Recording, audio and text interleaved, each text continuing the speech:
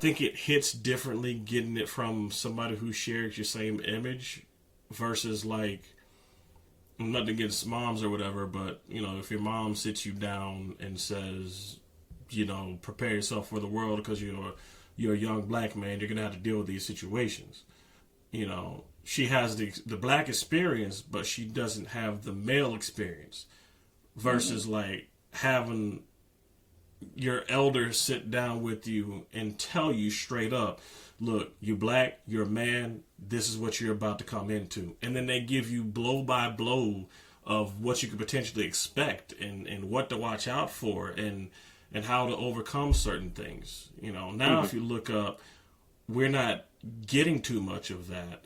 And it's becoming something of like an epidemic, if you will, to the point where there's a lot of men who are running around with just nothing but emotion. I mean, there was a video that came out recently of a young black man who was sitting, I think this is in Georgia too, but he was sitting at a restaurant and they had a live band at the restaurant. He didn't start filming until an older white man told him, or rather asked him, to turn his music off from his phone. So then this dude is filming himself berating this white man to the point where he's shaking in anger because the dude asked him to cut his music off, despite the fact that there wasn't the time nor the place nor the atmosphere to even have your phone on. And it was overly emotional. It was too much. And then he had the nerve to scream out racism. To be honest with you, nowadays, we don't know what real racism is. I mean, don't get me wrong, it still exists. But the fact that you got a lot of people crying wolf over something like, oh, he ate the last cookie, he's a white man, he's racist. Like, no, that's not racism. If anything, that's not even anything worth comparing racism to. If you want to know real racism, you'll know when you run into it. We don't have anybody that's telling other people about that. And another challenge I know I faced,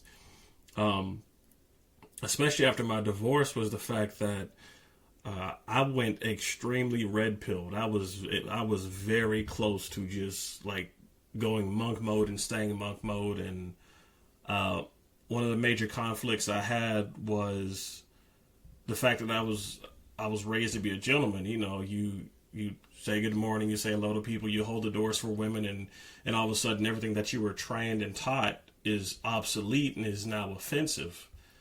Or it makes you mad because you're trying to hold the door open for a lady and then all of a sudden you don't even get a thank you or anything because it's expected. There's no gratitude for it. So even as much as I didn't want to do it, it's just the arm, it was self-automated. It would just open the door for the lady and then they walk through, not say anything. And I really had to dig down deep into what was sewn into the core of my tapestry as a man, if you will, to just get over it. It was a season of age, if you will. It's here and it's not going to be the same. Times are changing, but you either have to accept it for what it is, or you'll forever be stuck in the past, hoping that it will change back to a time that was better. So. One of the things that I hear with this is, you say you were contemplating going red pill, is that if we had a culture of just being a man, it wouldn't matter what a woman did to you. It would hurt. You would press on and you would move on because that's what I guess men are supposed to do. We hurt, but we move on. And we then realize that, hey man, this woman treated me this way. I'm not saying that the next one won't, but I'll be better prepared for it. I think if we had more men in our community, it would be, I don't know. I want to think, let me just say this. I want to think that we wouldn't be at odds with each other. I would not want to be young and dating right now, because it is so adversarial. It is very adversarial. And I want to think that if we just had a little more masculine energy, the right kind of masculine energy, this would be less of an issue. Right. You know what I mean? And So I'm tracking you perfectly. I agree with that sentiment. I think that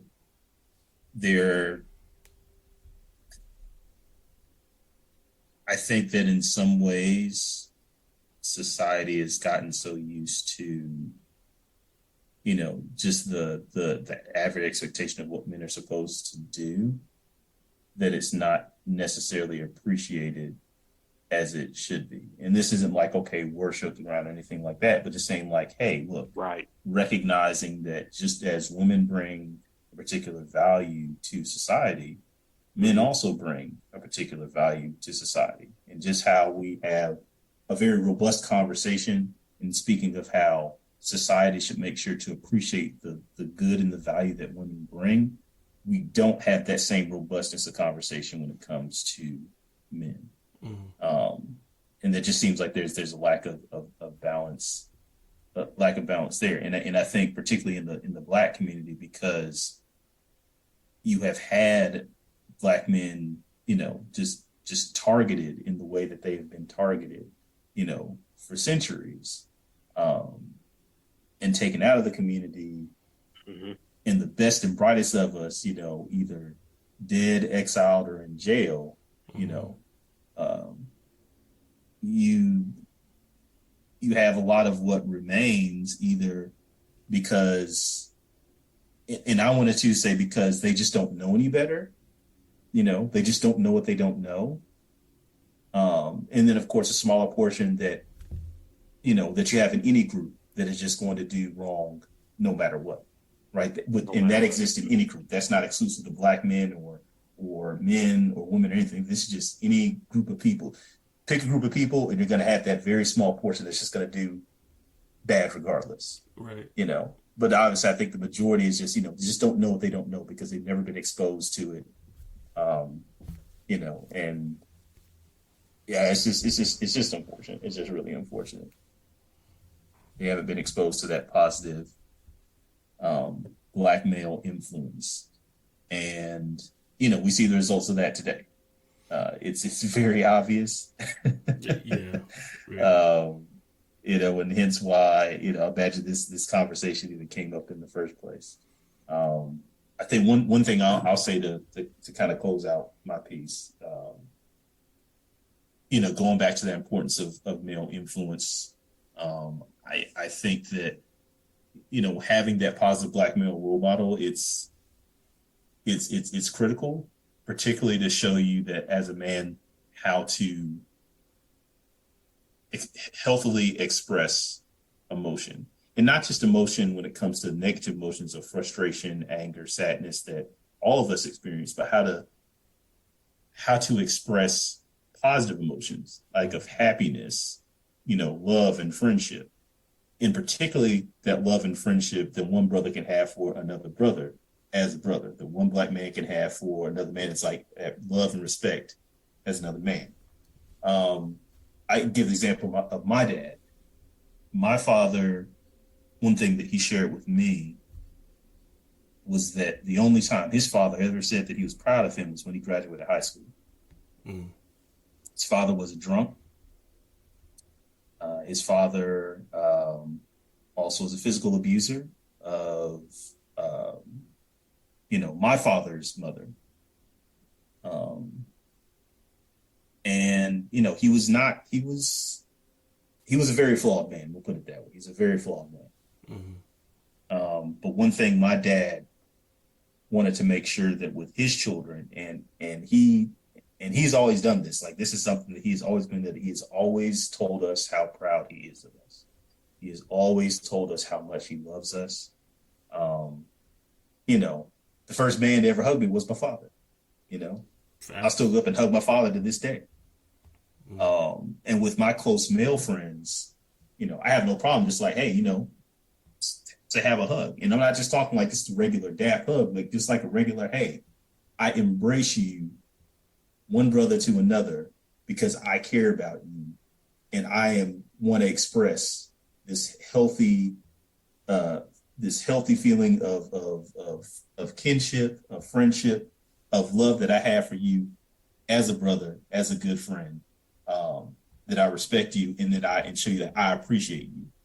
And if no one else, if no other brother touches you in a positive way, like provides physical positive touch to you, I want to be that brother that does. I agree with that. That's how I would always move around my life too, especially when I was working in blue collar workplaces, man. Because like you're already around a lot of masculinity as it is. Y'all are already doing a lot of hard work, and the fact that it's almost like you develop it's a seen brotherhood, but it was like just an organic brotherhood, if you will, and you let your brothers know that you love them and you care about them. You want to see them go home. You know, hell, I'm not ashamed to admit it. I've even baked cookies for my coworkers before around Christmas time. You know, I even got them Christmas gifts. So right. I mean, once again, positive, expression of affection. Of the platonic that friends have right. amongst friends, that brothers have amongst brothers. Right. Yeah. I definitely agree. There needs to be a lot more of that. And like Eric said before he left, he had to go. But like he said, if there was a lot more positive male role models in our society, especially Black society, things would be different, because it's already bad enough that most of the world is looking at men as if they're disposable or they don't have anything to offer, despite the fact that, for lack of a better description, we're keeping the barbarian at the gates. We're keeping them from breaking into the main area. You know, we're doing that. We're hunting. We're gathering. We're bringing home things. We're taking care of ourselves. We're trying to take care of our own mental health, which reminds me of what my mentor used to say. He said, you're black and you're in America. You're expected to have mental disorders. You need to go talk to somebody, which is definitely dead shot target right there. But, it's funny because I look at the youth today, and don't get me wrong, they're young, they're still learning, but there's a lot of things that are missing because there's nobody there to pass down the quote unquote aspects of being a gentleman, because it's already, you're born into this world a boy, but you have to learn to become a man. And if there's nobody there to teach you how to do that, you just become an empty vessel, if you will. It reminds me of when I was at the gas station with my girlfriend recently. Now, granted, I was in my car, and, that doesn't really matter too much, because if we're in her car, I'll still pump the gas. There's a woman behind us that was doing all the work herself. And then there was a dude in the car on his phone. I'm over here like, how does this work out? Why is he not helping her out with her stuff? Why is he not pumping the gas for her? It's certain small things like that that gave us respect from women, because we didn't treat them like they were just some random person on the street. We treated them like they were special, and now it's funny because there's a lot of women that expect you to provide money, but back then you had to learn skills in order to provide for the family. Just like my father, a long time ago, he taught my brother and I how to pull cable, because the last thing he wanted for us was to not be able to have anything to take care of ourselves. He didn't want us begging on the street. He at least wanted us to be able to go out and work for something, work for a meal, work for money, work for whatever, to support ourselves. That's what men would do. They would teach the future generations the trade of the family, so they could continue to take care of themselves, take care of their mothers, take care of their kids, their wives, whatever. It would provide a stable platform for the next generation. And without that, look at where we're at now. It's the degradation of society as far as masculinity.